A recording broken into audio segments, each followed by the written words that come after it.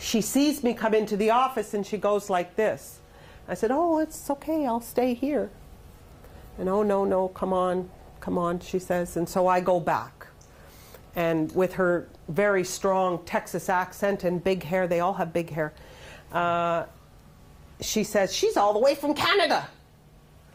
And anyways, she probably was about 78, 80 years old. She'd been in real estate more years than I'd been alive.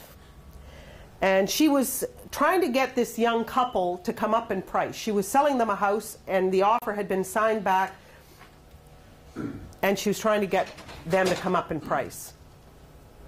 And this is what she does. And just sort of pay attention to the questioning. And I saw this, and afterwards I said, Betty, I gotta hug you. This is probably the greatest thing I've ever witnessed in my life. The buyers were already gone at this point. Anyway, she looks at the couple and she says, Mary and Joe, it's your first house, right? Right? Yeah.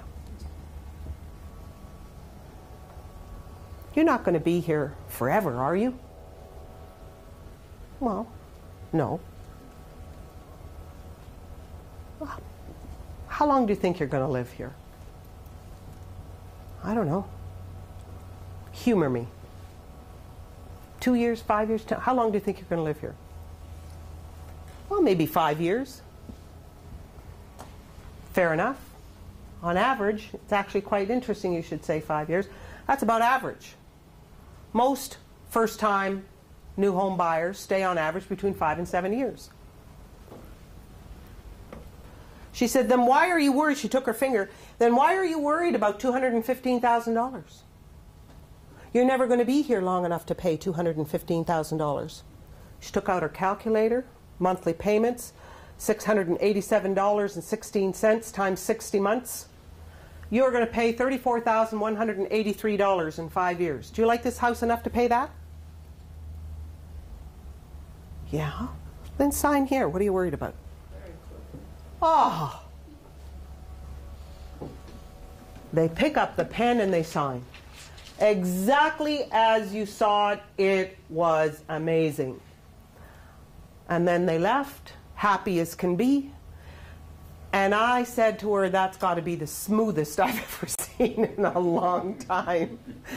And I told her I train a lot of real estate people, and do you mind if I share that? She said, you go, girl.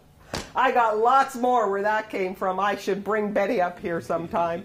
Man, oh man, oh man. Anyways, so let me tell you the rule of 3 and the rule of 5. First of all, the rule of 3. When you're closing someone, trying to overcome objections, whatever those objections are, there's really only 3 things that will happen. Really only 3 things. Number 1. Let's just use I got a friend in the business as an example. I'm not going to overcome it just yet. I'll come back to it. One thing that can happen, you can overcome the objection and they sign the listing. We all know what we mean by that because you've done it. So the one thing that can happen is you close them. You overcome the objection. And you've now got the listing. There's only 2 other things that can potentially happen. I have a friend in the business. The second thing that can happen is they come back with this same objection, only they change the wording slightly. And they'll say something like, I bought it from him 5 years ago. Same objection, just slightly modified the wording.